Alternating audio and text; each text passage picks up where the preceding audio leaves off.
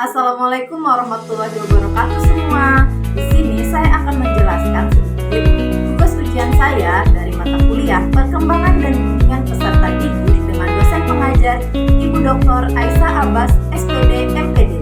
Sebelum itu, izinkan saya perkenalkan diri. Saya Firda Asmarani dengan NIM 2023-34027 dari kelas A.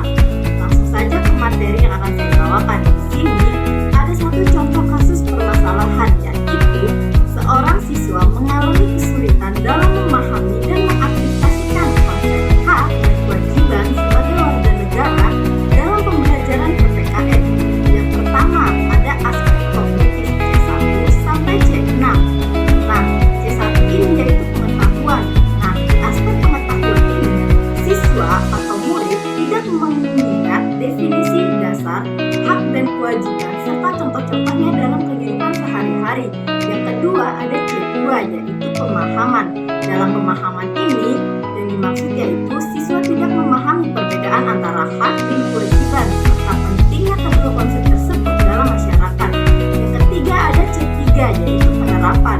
Dalam penerapan ini yang dimaksud yaitu siswa kesulitan menerapkan konsep hak dan kewajiban dalam situasi praktis seperti diskusi tentang hak anak di sekolah. Yang keempat, ada C4 analisis. Siswa tidak mampu menganalisis kasus-kasus pelanggaran hak atau pengabaian kewajiban di masyarakat seperti kasus pelanggaran hak anak.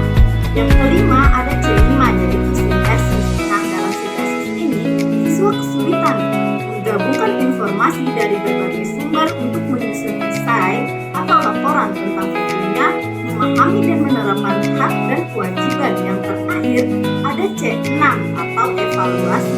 Dalam evaluasi ini yaitu siswa ini tidak mampu mengevaluasi situasi tertentu untuk menentukan apakah hak dan kewajiban telah dilaksanakan dengan baik dan adil. Yang kedua, ada aspek afektif A1 sampai A5. Nah, A1 di sini yaitu penerimaan. Maksudnya, siswa menunjukkan minat yang rendah terhadap pelajaran PPKN karena merasa topiknya tidak menarik atau tidak relevan. Yang kedua, ada partisipasi. Maksudnya partisipasi di sini, siswa jarang berpartisipasi aktif dalam diskusi kelas atau kegiatan kelompok yang membahas hak dan kewajiban. Yang ketiga, ada A3 yaitu penilaian. Nah, dalam penilaian ini siswa memiliki sikap negatif terhadap pelajaran PPKN karena merasa kesulitan memahami materi dan menganggapnya membosankan. Yang keempat, ada A4 yaitu pengorganisasian. Dalam pengorganisasian ini siswa tidak bisa mengatur waktu untuk belajar PPKN atau mengerjakan tugas-tugas yang berhubungan dengan hak dan kewajiban. Yang kelima atau yang terakhir, ada pengkarakteran. Dalam pengkarakteran ini siswa menunjukkan perilaku konsisten menghindari pelajaran PPKN seperti tidak mengerjakan tugas atau tidak berusaha memahami materi.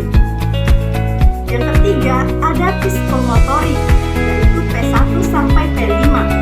Di sini P1 yaitu peniru. Nah, peniru ini seperti siswa tidak dapat meniru contoh yang diberikan oleh guru dalam mengidentifikasi hak dan kewajiban.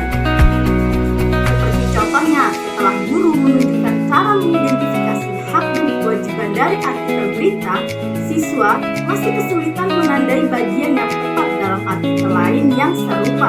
Yang kedua, ada P2 yaitu manipulasi.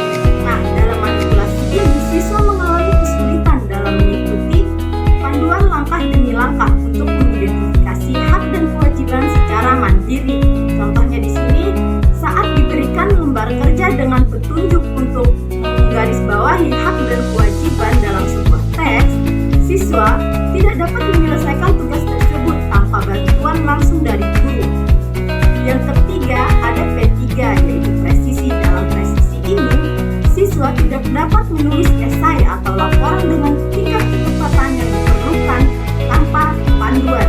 Contohnya, meskipun sudah sering dilatih, siswa membuat kesalahan dalam identifikasi hak dan kewajiban saat menulis esai tentang topik tersebut, seperti salah memahami konsep atau mengabaikan detail pentingnya. Yang keempat, ada P4 atau artikulasi. Nah, siswa kesulitan menggabungkan keterampilan untuk menyelesaikan tugas yang lebih kompleks. Contohnya di sini seperti dalam proyek kelompok untuk mengembangkan kampanye kesadaran tentang hak dan kewajiban, siswa tidak dapat bekerja sama dengan efektif, menunjukkan kesulitan dalam mengkoordinasi ide, dan menyusun rencana serta membagi tugas. Yang terakhir ada P5 atau naturalisasi. Nah, di sini siswa tidak mampu melakukan tindakan atau keterampilan secara otomatis dan konsisten tanpa berpikir keras. Contohnya, dalam simulasi sidang sekolah, siswa berperan sebagai pengacara atau saksi tidak dapat merespon pertanyaan dengan cepat dan tepat. Hal ini menunjukkan bahwa mereka belum menguasai materi secara otomatis. Nah, di sini saya akan memberikan langkah penanganan untuk masalah tersebut. Yang pertama pada aspek kognitif, yaitu guru dapat memberikan penjelasan tambahan dan menggunakan metode pembelajaran yang lebih interaktif dan kontekstual seperti studi kasus dan simulasi. Sedangkan bagian aspek afektif, guru dapat memotivasi siswa dengan cara membuat pelajaran PPKN lebih menarik dan relevan, serta memberikan penghargaan untuk partisipasi aktif dan usaha yang dilakukan. Dan yang terakhir bagian aspek psikomotorik, guru dapat memberikan latihan tambahan dalam menyusun esai, laporan, presentasi, serta memberikan bimbingan intensif dalam teknik belajar yang efektif. Nah, dengan pendekatan yang komprehensif, guru dapat membantu siswa mengatasi kesimpulan mereka secara keseluruhan, meningkatkan pemahaman, motivasi, dan keterampilan praktis dalam pembelajaran PPKN. Nah, di sini saya akan memberikan sedikit kesimpulan akan materi yang telah saya bawakan tadi. Nah, masalah yang dialami siswa ini mencakup aspek kognitif di bagian ada pada bagian pemahaman dan penerapan konsep hak dan kewajiban. Sedangkan di bagian afektif yaitu ada afektif masuk dalam bagian motivasi dan sikap terhadap pembelajaran PPKN. Dan yang terakhir psikomotorik yaitu ada pada bagian kemampuan teknis dalam menyusun tugas dan presentasi. Sekian materi yang bisa saya sampaikan, kurang dan lebihnya saya mohon maaf. Billahi taufiq wal hidayah. Wassalamualaikum warahmatullahi wabarakatuh.